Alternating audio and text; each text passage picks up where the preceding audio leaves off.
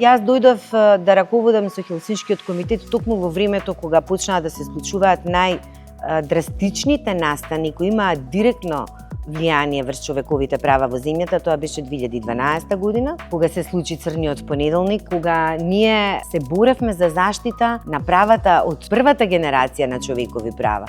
Слобода на говор, слобода на изразување, слобода на здружување.